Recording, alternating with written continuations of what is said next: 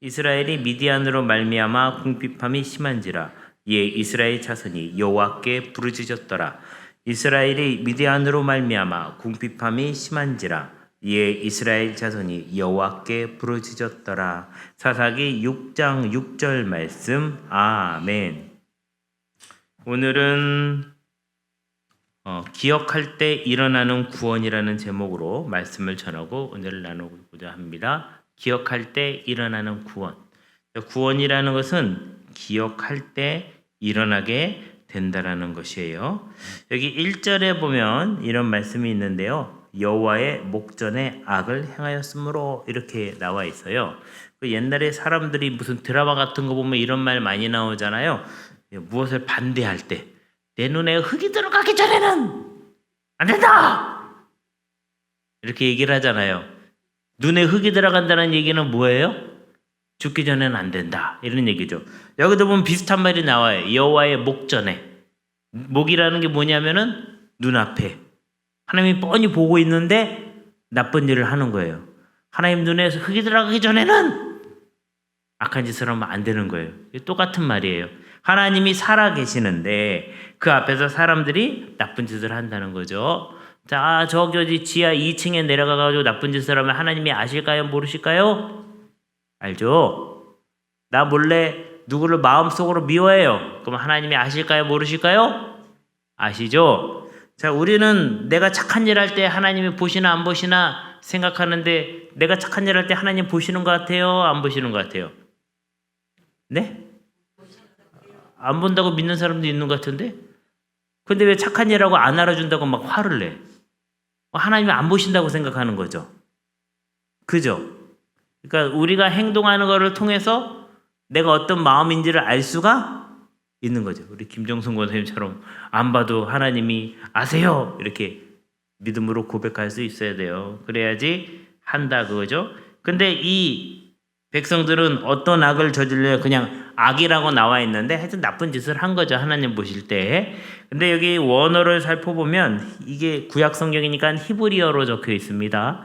히브리어로 보면 그냥 악이라고 얘기한 게 아니라 그 악이라고 나와 있어요. 그게 무슨 얘기냐면 악인데 딱 보이는 계속 반복적으로 짓는 죄가 있다는 거예요. 우리도 사람들 만나보면 그 사람의 성격이 딱 나오죠. 저 사람은 만나서 얘기해보면 뭐 조금만 얘기하면 두세 마디만 하는데 자기 생각이랑 틀리면 파라로 화를 내고 여성이 안 할 거야! 이렇게 가버리잖아요. 그럼 그 사람의 악은 뭘까요? 자기 생각이랑 안 맞으면 때려치는 게 그 사람의 악이라는 거예요. 요즘에는 그런 남편들이 아직도 있는지 모르겠지만 매 맞는 남편이 있다는 얘기는 들어봤는데 요즘에도 아내랑 몇 마디 딱 하다가 아내가 기분 나빠보면 확 이런 남편들이 있다고 그러면 이렇게 하는 행동이 악인 거예요. 그러니까 내가 하나님 앞에 계속 반복적으로 그냥 수틀리면 그냥 하는 잘못된 행동 이걸 악이라고 부르는데 이스라엘 백성들도 이런 악이 있었다 없었다? 있었다는 거예요. 하나님이 살아계시고 하나님이 모든 걸 다 알고 계시고 안 볼 때도 하나님은 보고 계시고 마음속에 일어나는 일도 보고 있는데 이스라엘 백성들은 하나님이 안 계신 것처럼 똑같은 잘못을 또 저지르고 또 저지르고 또 저질렀다는 거죠. 자, 우리가 어린아이들을 키울 때 우리 애들을 키울 때 어린아이들은 자기밖에 모르죠. 그러니까 이게 엄마가 안 보면 모르는 줄 알고 자꾸 그런 잘못을 한다 그겁니다. 저도 어릴 적에 아버지가 출근하실 때 500원짜리 이순신 장군이 그려져 있는 그 지폐를 주셨는데 옛날에는 그 종이돈이었잖아요. 500원이. 왜 모르시는 것처럼 그런 눈으로 쳐다보고 아시면서 동전된 지가 얼마 안 됐어요. 옛날엔 지폐였잖아요. 그걸 아버지가 하나 탁 주고 간 다음에 출근하면서 엄마가 모르는 눈이죠. 이거를 신발 주머니 옆에다 딱 끼워놨다가 학교가 끝나면 맛있는 걸 사 먹는데 어느 날은 장난감이 사고 싶은 거예요. 먹는 거 먹고 가면 티가 안 나지만 장난감은 어떻게 될까요? 그래서 고민을 한 거죠. 이걸 집에 가져갈까 말까? 운동장 땅을 파가지고 거기다 파묻어 놓고 내일 갖고 와서 또 놓을까? 뭐 이런 여러 가지 고민을 하다가 일단 갖고 가보자 집에. 하고 들어갔습니다. 엄마가 물어보는 거죠. 여보 어디서 났어? 그래서 친구가 줬어요. 엄마가 아무 말을 안 하더라고요. 그래서 엄마가 속았다 생각해가지고 그 다음날에 아버지가 또 500원을 줘가지고 이번에 장난감을 하나 또 샀습니다. 그래가지고 어저께 한번 전과가 있으니까 요게 이제 통한다 엄마한테. 그래가지고 다시 장난감 갖고 들어갔는데 엄마가 또 물어보는 거예요. 그 장난감 어디서 났어? 뭐라고 그래야 될까요? 친구가 줬어요. 그래가지고 이제 제 방으로 딱 들어가려고 그러는데 엄마가 뒤에, 엄마들은 왜 그렇게 들리게 말을 하죠? 혼잣말인데도 다 들려. 속아주니까는 진짜로 모르는 줄 알고 또 거짓말을 하네? 이러시더라고요. 그러니까 한 초등학교 2학년의 수준에서는, 그때 9살이었거든요. 2학년의 수준에서는 이렇게 하면 엄마가 속겠구나 생각하는 거죠. 이스라엘 백성들도 똑같아요. 이렇게 하면 하나님이 속겠구나. 우리도 똑같아요. 이거 아직 하나님의 말씀 안 하시는 거 보니까 속으셨구나. 근데 하나님은 안 속은다는 사실이죠. 예. 자, 그러면 어떻게 기억해야지 구원이 일어나는가? 세 가지로 말씀을 드리겠습니다. 첫 번째, 기억도 중요한데 기억을 못할 때는, 하나님의 은혜를 기억 못할 때는 첫째로 막아도 소용이 없다. 따라해 봅시다. 막아도 소용이 없다. 네, 엄마는 다 알고 계세요. 네, 속여도 소용이 없어요. 네, 2절 같이 읽겠습니다. 시작. 미디안의 손이 이스라엘을 이긴지라. 이스라엘 자손이 미디안으로 말미암아 산에서 웅덩이와 굴과 산성을 자기들을 위하여 만들었으며, 이렇게 나와 있습니다. 미디안이란 사람들이 쳐들어와요. 7년 동안 고생을 했습니다. 그래서 이 이스라엘 백성들이 이 미디안을 이길 방법을 찾는데 산에 가면은 웅덩이가 있는 거예요. 산에 가다 보면 이렇게 파진 데가 있죠. 그리고 산에도 보면 자연스럽게 생긴 굴들이 있어요. 이스라엘도 지금 가보면 산에 굴이 있습니다. 근데 이제 굴을 일부러 파기도 하지만 자연스럽게 생긴 굴들이 있어요. 그리고 이제 이 산이 삐쭉삐쭉 높이 있으니까 이 산을 기어 올라오려면 힘든데 그 산 중간에 굴이 있으면 거기 가서 딱 숨으면 안성맞춤이겠죠. 누가 기어 올라오면 위에서 공격할 수가 있잖아요. 그래서 이렇게 이스라엘 백성들이 나름대로 숨을 수 있는 방법을 만들었다고 합니다. 근데 이들이 왜 숨었느냐? 이 미디안 사람들이라는 것은, 이 사람들은 가만히 앉아가지고 농사를 짓고 살아가는 사람들이 아니에요. 그 당시에 유목민이라는 것은, 유목민, 소나 양을 치는 사람들인데, 이런 사람들은 그냥 이렇게 짐승들을 데리고 가서 풀만 뜯어먹는 게 아니라 그거 가지고 살 수가 없거든요. 저도 몽골에 한번 간 적이 있는데, 몽골에 갔는데 그 사람들 사는 게르라고 이렇게 동그랗게 지어놓은 집이 있는데, 거기 이제 방문하면 그 사람들은 누가 나그네가 오면 좋아하고 이렇게 먹을 걸 준대요. 그거 뭘 주나 가서 먹어봤더니 그 양젖이랑 양젖으로 만든 치즈 요만큼 줘요. 먹고 배고파서 죽는 줄 알았어요.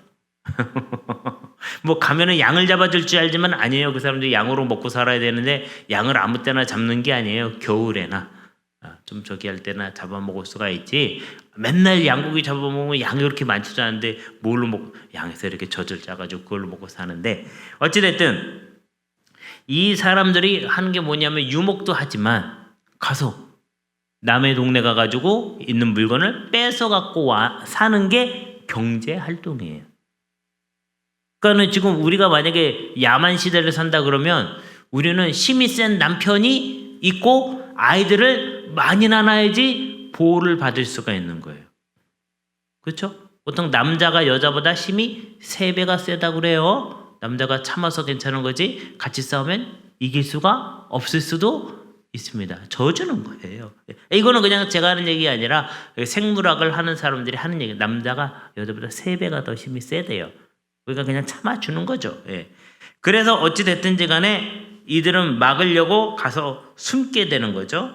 근데 숨어도 이들이 와서 농작물을 다 뺏어가는 거예요. 뺏어가는 사람들이 있는 거예요. 그러니까 하나님이 없으면 내가 아무리 막으려고 해도 소용이 없다. 하나님이 없으면 아무리 가계부를 열심히 쓰고 돈을 아껴 쓰려고 해도 어딘가 뻥 하고 터져서 돈이 새버린다. 하나님이 없으면 아무리 열심히 해가지고 내가 열매를 거두려고 그래도 갑자기 폭풍이 와가지고 열매가 뚝 떨어진다. 제가 지금 저주하는 게 아니고 하나님 없으면 이렇게 된다는 거예요. 예상치 못했던 일들이. 그러니까 내가 수고하고 노력한 거를 끝까지 갖기 위해서는 누가 계셔야 돼요? 하나님 계셔야 돼요. 그러니까 하나님을 믿고 안 믿고는 믿어도 되고 안 믿어도 되는 일이 아니라 생존과 관련된 일이에요. 내 생명과. 하나님이 안 계시면 막을 수가 없고 막아도 아무 소용이 없다라는 사실입니다. 둘째로 하나님이 안 계시면요 뿌려도 소용이 없어요. 뿌려도 씨를 뿌려도 소용이 없다 그거예요. 어떻게 소용이 없느냐? 3절에서 5절까지 제가 읽겠습니다. 같이 읽으셔도 됩니다. 이스라엘이 파종한 때면 미디안과 아말렉과 동방 사람들이 치러 올라와서 진을 치고 가사에 이르도록 토지 소산을 멸하여 이스라엘 가운데 먹을 것을 남겨두지 아니하며 양이나 소나 나귀도 남기지 아니하니 이는 그들이 그들의 짐승과 장막을 가지고 올라와 메뚜기 떼같이 많이 들어오니 그 사람과 낙타가 무수함이라 그들이 그 땅에 들어와 멸하려 하니. 다른 때 안 오고요. 딱 씨를 파종할 때 오는 거예요. 왜 씨를 파종할 때 올까요? 씨를 파종할 때는 밭에 나가서 일을 해야 되니까 사람들이 흩어져 있잖아요. 흩어져 있으면 적군이 쳐들어왔을 때 이길 수가 없어요. 저녁에는 식구들이 다 집에 들어와 있죠. 근데 만약에 모르는 사람이 와서 우리 집에 와서 행패를 부리면 식구들이 다 있으니까는 엄마, 아빠, 아들, 손자, 며느리 다 나가가지고 싸울 수가 있지만 낮에 혼자 있을 때 누가 오면 무섭죠. 위험하죠.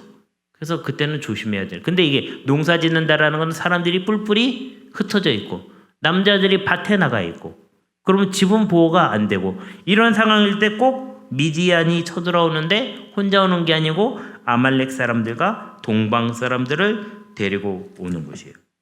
어떤 사람들의 연구를 보니까 이 이제 씨를 파종하면 왔다라는 이 얘기는 씨를 파종할 때는 씨앗을 모아놓잖아요. 그래서 이제 그거를 뺏어갈 수가 있고 씨를 파종할 때 와가지고 자기들은 유목민이니까 그 근처에 거주하면서 소나 양을 치고 있다가 추수할 때쯤까지 있대요. 그래서 추수할 때가 되면 추수한 거를 싹 다 걷어서 가져간다는 거예요. 여기 보면은 5절에 보니까 이런 얘기가 나요. 메뚜기 떼같이 많이 들어오니. 옛날에 어릴 적에 메뚜기가 나오는 영화를 봤어요.